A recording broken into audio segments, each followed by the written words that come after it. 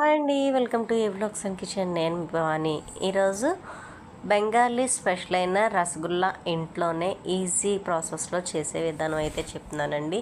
ఇంట్లో పాలు విరిగిపోయినా లేదు మనకి ఇలాగా రసగుల్లా తినాలనిపించినప్పుడు హోమ్ మేడ్గా చక్కగా జ్యూసీగా మనకి లోపలంతా కూడా చక్కగా పాకం అనేది వెళ్ళి చూడండి, ఇలా ప్రెస్ చేస్తుంటే ఆ పాకం ఎలా కిందకి కారుతుందో చాలా ఈజీ ప్రాసెస్గా అంతే టేస్ట్తో నేను ఎప్పుడు చెప్తున్నాను. ముందుగా ప్రాసెస్లోకి అయితే వెళ్ళిపోదాం.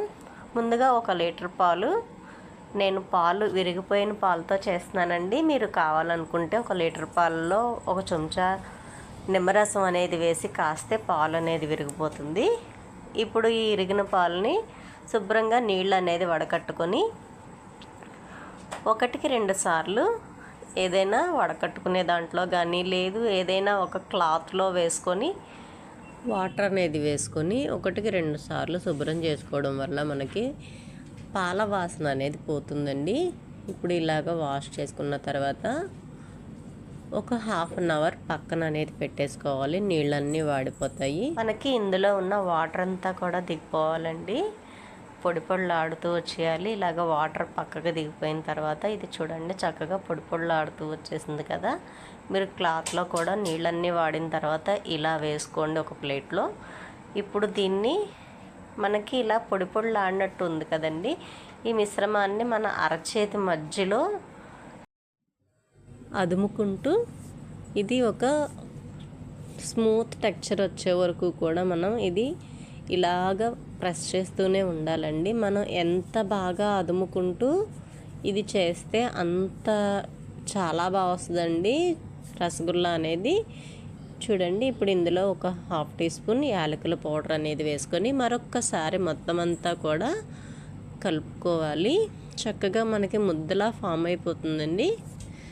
మనం ఇలా చేతితో పట్టుకుంటే స్మూత్గా చక్కగా సాఫ్ట్గా వచ్చేస్తుందండి. ఇప్పుడు ఈ మిశ్రమాన్ని పక్కన పెట్టుకొని ఇప్పుడు స్టవ్ వెలిగించి లోతుగా ఉన్నటువంటి ఏదైనా గిన్నె పెట్టుకొని 1.5 గ్లాస్ దాకా వాటర్ వేసుకొని ఒక ½ కేజీ దాకా షుగర్ అనేది వేసుకొని ఇందులో ఒక ½ టీ స్పూన్ ఇలాచీ పౌడర్ అనేది వేసుకొని మొత్తం కరిగే వరకు స్టవ్ మీద పెట్టుకోవాలండి.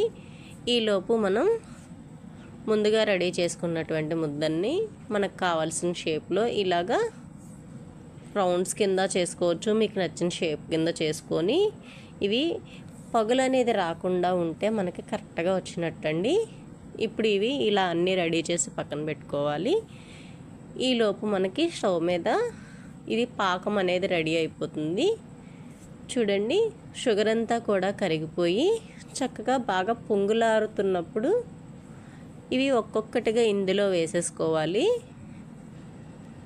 ఇలా వేసుకున్న తర్వాత మనకి 10 to 15 మినిట్స్ దాకా ఉడకాలండి. ఇవి బాగా పొంగులారే వరకు కూడా 1 నిమిషం మూత కొద్దిగా గ్యాప్ ఇచ్చి పెట్టుకోవాలి, లేదంటే పొంగిపోతుందండి.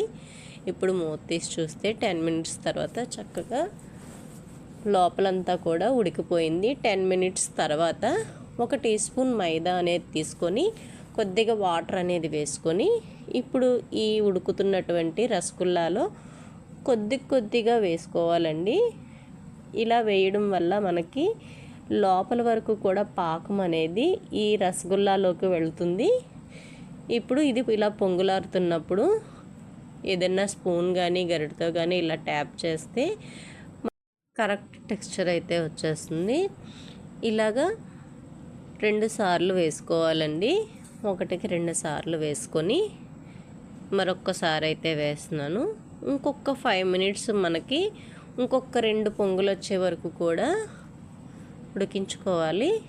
ఇలా ఉడికిన తర్వాత స్టవ్ అనేది కట్టేసుకొని ఇవి ఉడికినాయో లేవో మీకు తెలియడం కోసం ఏదైనా ఒక బౌల్ అనేది తీసుకొని ఇందులో ఫుల్గా వాటర్ అనేది వేసుకొని ఈ ఉడికినటువంటి రసగుల్లాను ఒకటి తీసి ఇందులో వేస్తే మనకి కిందకైతే వెళ్ళిపోతుందండి, బాగా తేలకుండా.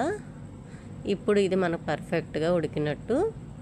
ఇప్పుడు ఇలాగ ఒక 4 అవర్స్ మనం పక్కన పెట్టేసుకుంటే పాకం అంతా కూడా లోపల వరకు చక్కగా బాగా అబ్జర్వ్ చేసుకొని మనకి రసగుల్లా అయితే రెడీ అయిపోతుందండి. చాలా ఈజీ ప్రాసెస్ కదా. మరి మీరు కూడా తప్పకుండా ట్రై చేయండి. ఎలా వచ్చిందో కామెంట్ సెక్షన్లో కామెంట్ పెట్టండి. మరి ఇలాంటి మరిన్ని వీడియోల కోసం నా ఛానల్ని లైక్ చేయండి, షేర్ చేయండి, సబ్స్క్రైబ్ చేసి సపోర్ట్ చేయండి.